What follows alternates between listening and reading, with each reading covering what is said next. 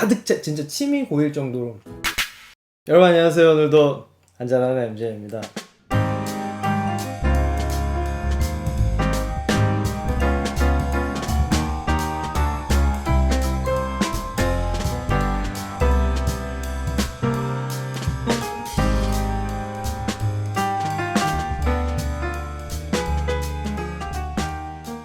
카발란 들어본 분들은 들어보셨을 거예요. 네, 대만의 위스키죠. 2015년에 여러분 그런 일이 있었습니다. 스코틀랜드 에든버러의 3월에 모두가 모여서 위스키 전문가들이 어떤 위스키가 세계 최고의 위스키인지를 가리는 연례 그런 행사를 합니다. 근데 그 해에 최고의 싱글 몰트 바로 카발란이 선정이 됐습니다.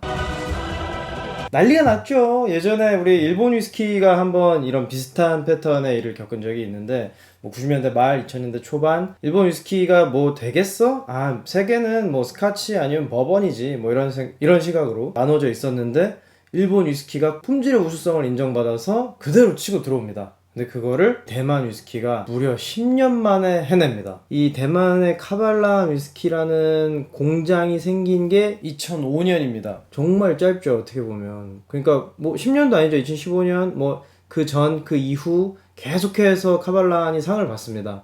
그러다 보니까 아, 대만에 이런 아름다운 위스키가 있구나. 그리고 워낙에 맛이 좀 독특하고 케이스도 다양하고 뭐 컬러풀하고 스카치나 버번과는 굉장히 다른 궤를 가져갑니다. 일본은 완전 정통의 스카치 위스키의 방향을 따라가는데 카발란은 그것도 아니란 말이죠. 그걸 누가 해내느냐, 이 대만의 킹카 그룹. 네, 약간 퀸카 하는 그 킹카, 한자로는 금차인데 황금 자동차 뭐 이런, 네, 한자로는 금차 그룹인데, 이 회사가 굉장히 대만에서는 큰 회사예요. 대만의 뭐 코카콜라라고 해야 되나, 뭐 우리로 치면 CJ, 이런 음료 식음료 분야에서 가장 큰 회사입니다. 뭐 물부터 뭐 커피, 미스터 브라운이라는 브랜드 여행 가보신 분들 많이 보셨을 거예요. 심지어 카발랑 생수도 있습니다. 그러니까 여러 가지 다양한 음식들, 헬스케어 제품들 이런 것들을 내놓는 굴지의 기업입니다. 당시 1960년에 리텐차이 회장이 이 회사를 설립하면서부터 주류 회사, 그것도 위스키 회사를 만들고 싶다, 이런 꿈을 가지고 있었답니다. 근데 사실 이게 참 정치적인 것과 경제적인 것들이 맞물려서 돌아가면서 이런 놀라운 결과물이 나온 건데요. 2002년까지 이분은 아무것도 하지 않아요. 회사는 엄청나게 성장하고 리텐차이는 대만에서 둘째가라면 서러운 굉장한 부자가 됨에도 불구하고 그 꿈을 이루질 못합니다. 그러다 2002년 WTO에 대만이 가입을 하면서 국가에서 운영하던 주류 업계를 누구나 할 수 있게 법이 바뀝니다. 그러면서 바로 뛰어듭니다.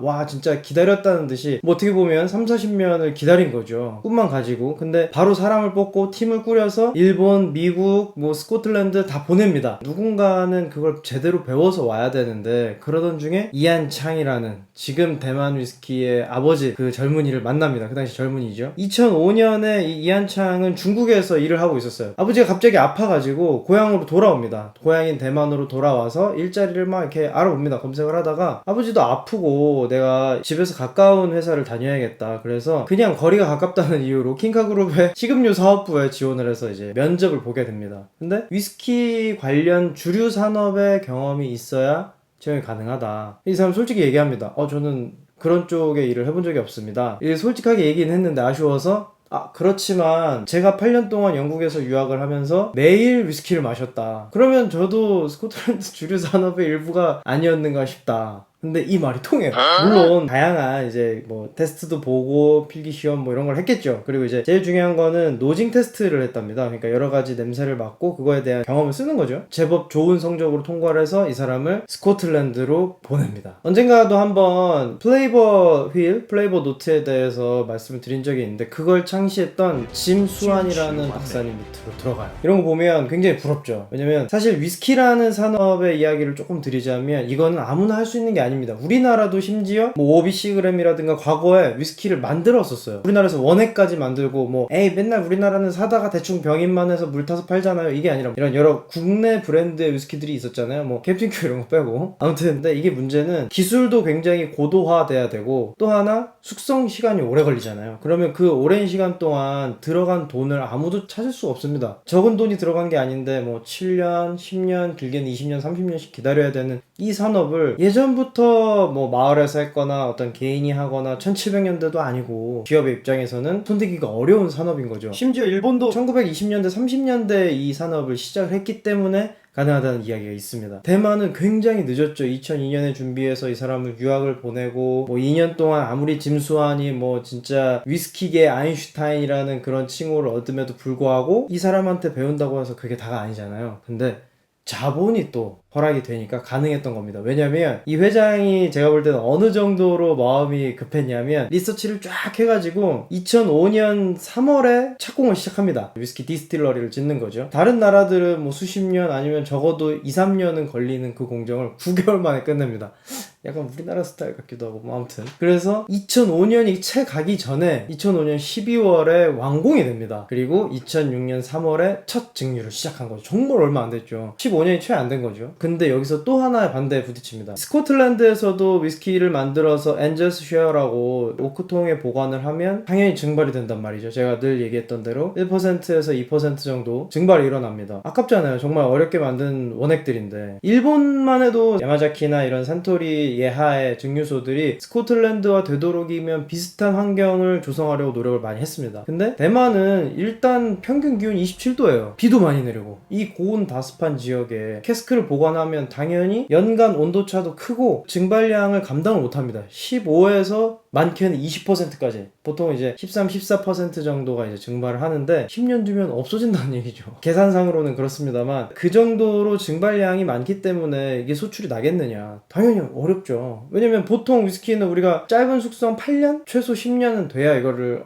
위스키 아니면 버번도 최소 4년에서 뭐 한 7, 8년은 돼야 좋은 버번 이렇게 쳐주는데 이걸 이렇게 만든다고 다들 알아줄까? 근데 정말 놀랍게도 빠른 증발이 일어나는 대신 쉐리 캐스크라든가 뭐 버번 캐스크니 이런 캐스크가 가지고 있는 그 캐릭터를 빨리 뽑아냅니다. 이제 예를 들어 보면 고기를 우리가 천천히 삶아서 수육을 만들고 그 국물을 우려내고 할 수도 있지만 센 불에다가 짧게 강하게 구워서 육즙을 가둘 수도 있잖아요. 제 개인적인 생각인데 뭐 그런 식으로 비교를 하면 좀 맞지 않을까. 왜냐하면 맛이 굉장히 농축된 맛이 납니다. 이 카벨란이 뭐 오래 숙성하느냐 7년을 넘기지 않아요. 보통은 이제 4년, 5년, 6년 그 안에서 승부를 봐서 이제 그 술들을 가지고 출시를 합니다. 지금 보고 계시는 이 솔리스트 같은 경우는 캐스크 스트렝스란 말이죠. 그냥 캐스크에서 그대로 싱글 캐스크 그대로 뽑아다가 병입을 하니까 이게 도수도 조금씩 다르고 대신 아주 응축된 위스키의 매력을 즐기실 수 있다. 뭐 굉장히 강력히 추천하는 그런 위스키입니다. 카발란이 정말 대단한 게 요즘에 뭐 연숙성 표기를 많이들 안 하긴 하지만 애초에 그런 게 없습니다. 그냥 다 non age 스테이트먼트예요. 왜냐면 해봐야 4년, 5년, 6년 숙성인데 그걸 보고 누가 사겠어요. 근데 우리는 맛에 자신 있으니까 몇 년에 증류했고 어디에 얼마나 담았고 몇 년에 병입했다 다 병에다가 기록을 해줍니다. 이거 친한 동생이 결혼 선물로 준 중문에서 사온 건데 들어오다 안 들어오다 해요. 예전 컨텐츠에서 중문의 자랑 아부나 말씀드렸는데 지금은 완전 카발란으로 넘어와 있거든요. 근데 아쉽게도 공급 물량이 일정치가 않습니다. 계속 뭐 포트라든가 계속 이제 여러 캐스크를 실험적으로 또는 굉장히 선구적으로 캐스크를 골라서 사용을 하는데 그 중에 하나가 요 비노 바리크입니다. 와인 캐스크 중에 하나예요. 프랑스의 와인 캐스크 중에 하나인데 뭐 해봐야 200병, 300병이 채 나오지 않는 250리터짜리 작은 캐스크에다가 담아서 5년, 6년 만에 이런 색을 냅니다. 기가 막히죠. 여기 굉장히 다양한 정보가 써있다고 했잖아요. W는 와인 캐스크라는 뜻입니다. 그리고 옆에 1406 04 2014년 6월 4일날 10번째 캐스크에 담았던 위스키라는 뜻이죠. 그리고 전체 137병밖에 안 나옵니다. 이게 1리터짜리 병이거든요. 근데 아무리 그래도 250리터짜리 통에다 넣었는데 137병밖에 나오지 않았다는 건 정말 엄청난 손해를 감수했다는 얘기죠. 그리고 보시면 2020년 2월 11일 그러니까 이런 식으로 언제 병입했고 언제 꺼냈고 도수는 56.3도 굉장히 병에다가 다양한 정보를 넣어줍니다. 자신 있다는 거죠. 우리가 뭐 17년 뭐 25년 이런 건 없지만 맛으로 승부할 수 있다 이거죠. 아까 보여드렸던 대로 이 월드 위스키 어워즈 이게 뭐 물론 뭐 제가 그동안 소개해드렸던 아드백이라든가 여러 회사들도 많이들 받은 상이지만 대만의 위스키가 이런 상을 받았다는 건 흔한 일은 아니거든요. 많은 분들이 대만도 위스키를 만들어? 사실 인도도 만들어요. 그리고 대만이 인구 대비 위스키를 마시는 양도 대단히 많지만 블렌디드 위스키보다 싱글 몰트 위스키를 더 많이 마시는 나라가 대만입니다. 그래서 여러 이제 싱글 몰트 회사든 뭐 위스키 만드는 회사들이 굉장히 대만 한정 그런 버전들을 많이 내놓고 있죠. 그래서 뭐 예를 들면 이런 글램피딕은 본 적 없으시고, 쉐리 캐스크를 좋아하는 대만 사람들을 위해서 대만 한정으로 만든 이런 목걸이도 해가지고 이렇게 판매를 하더라고요. 이런 식으로 대만 사람들의 위스키에 대한 애정이 워낙에 각별하다 보니 이런 결과가 나오지 않았나 싶어요. 왜냐면 보통의 증류소의 방문객들이 굉장히, 사실 카발란 증류소도 타이베이에서 남쪽으로 60km밖에 떨어져 있지 않기 때문에 많은 사람들이 찾아갑니다. 증류소에 찾는 사람들의 80%가 내국인이에요. 보통 그렇지 않거든요. 그만큼 대만 사람들이 위스키를 좋아한다는 거죠. 그러니까 그 애정이 결국에는 이 술 한 병에 담기지 않나, 그런 생각을 많이 하게 되는, 타이와니즈 위스키 마스터 이한창이라는 사람을 길러내서 결국에 이들은 처음에 한 쌍의 증류기로 2008년에 첫 번째 제품을 냅니다. 그러니까 2006년에 처음 증류를 했는데 한 쌍 해봐야 뭐 2대인데 뭐 얼마 안 나왔겠죠. 그래도 2년 만에 첫 번째 자기네 술을 낸 거예요. 그 뒤로 뭐 긴 시간이 흐르지 않았는데도 불구하고 점차 금방 이렇게 자리를 잡게 되는 거죠. 당연히 여러 가지 시행착오가 있습니다. 뭐 연속식 증류기도 써보고, 근데 그거는 이제 만들어 보니까 영 맛이 없어가지고 2018년부터 진을 생산하고 있어요. 그 증류기를 가지고 점차 생산량이 늘어난 게 어느 정도냐면 지금 5쌍, 그러니까 총 10기의 증류기를 돌리고 있는데 연간 1천만 병의 생산이 가능하답니다. 900만에서 1천만 병 정도. 그러면 사실 스코틀랜드 위스키 디스틸러리 중에서도 상위권이에요. 생산량으로 따져도 결코 지지 않는다는 거죠. 근데 나도 여기서 꿀리지 않아. 너희들도 거기서 꿀리지 마라. 그럴 수밖에 없는 게 지금 세계적으로 너무나 인기가 많기 때문에 충분히 그만큼의 수요가 받쳐준다는 거죠. 얼마나 부러워요. 이 카발란이라는 말은 대만의 일란이라는 마을이 있습니다. 증류소가 있는 마을이죠. 이 회장의 고향이기도 합니다. 근데 일란이라는 마을에 원래 살았던 그 소수민족의 이름이 카발란이랍니다. 넓은 평야지대 사람들이라는 뜻이래요. 예전 청나라가 대만을 침공해서 장악을 했을 때 마지막까지 저항을 했던 그런 종족 중에 하나라고 합니다. 어쨌든 그곳에 물이 맑기 때문에 리텐차이 회장이 거기서 수원지를 가져다가 처음에는 음료 산업을 시작을 했던 거죠. 그리고 그 물이 자신이 있으니까 역시 이제 위스키까지 제조를 하게 된 스토리가 있습니다. 일단 맛을 보면서 설명을 드려야 될 것 같아요. 병주야 고맙다. 참 이 사람들이 대단하다고 보는 게, 가격이 사실 물론 대만에서 사는 것도 좀 저렴하고, 사실 대만 자체가 주세가 굉장히 저렴합니다. 까르푸만 가도 괜찮은 위스키를 막 사올 수 있고 그랬었는데 뭐 언제 갈 수 있는지 모르겠어요. 아무튼 이게 평가를 좋게 받기 시작하면서 가격을 쭉쭉쭉 올려놨습니다. 그래서 지금은 등급에 따라서 가격도 다르고, 이게 쉐리 캐스크, 이게 비노바리크인데 뭐 이 위에 피노, 그리고 심지어 목에 띠두른 친구들은 뭐 굉장히 비쌉니다. 30-40만원씩 해요. 거기 대만 현지에서도 비싸고. 근데 나는 제 값을 받겠다, 20년 숙성 값을 받겠다, 맛이 자신 있으니까 먹어봐야 되겠죠. 향은 그냥 보통의 우리 쉐리 위스키 향입니다. 카발란도 정말 좋은 캐스크를 구해야 하는 숙명을 타고났습니다. 왜냐면 이게 빨리 증발하는 만큼 캐스크에서 너무 그 나무의 캐릭터를 많이 끄집어내더라고요. 그래서 위스키의 캐릭터가 너무 많이 나무에서 좌우되니 별로 좋지 않은 캐스크를 사용해버리면 역시 술마저도 별로 좋지 않은 결과물이 나오는 거죠. 오히려 빨리 증발하고 빨리 숙성되기 때문에 그거에 맞는 어떤 타이밍이라든가 그거에 맞는 기술, 증류 방법 이런 것도 좀 다를 수 있고, 컷, 맥켈란 때 많이 말씀드렸죠. 그 증류된 원액을 어디에서 어디까지 사용할 거냐, 이것도 보통의 위스키 회사들과는 좀 다르다고 하더라고요.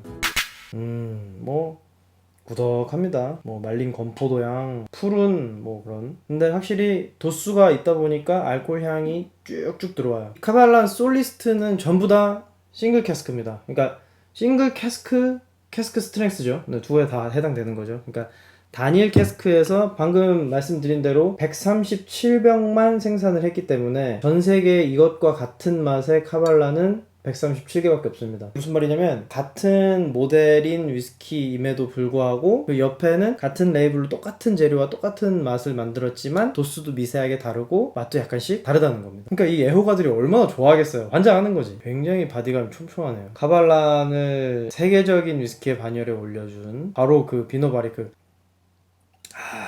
가득 차, 진짜 침이 고일 정도로 가득 차는 이 술의 풍부한 향, 도수가 높기 때문에 한 번에 많이 마시면 지금 저처럼 눈이 빨개질 정도로 온 입안에 이 알코올이 쫙 치고 나가는데, 아 뭐라 그럴까, 드래곤볼 같은 거 보면은 용신이 소원 들어준 다음에 드래곤볼이 쫙 퍼지잖아요.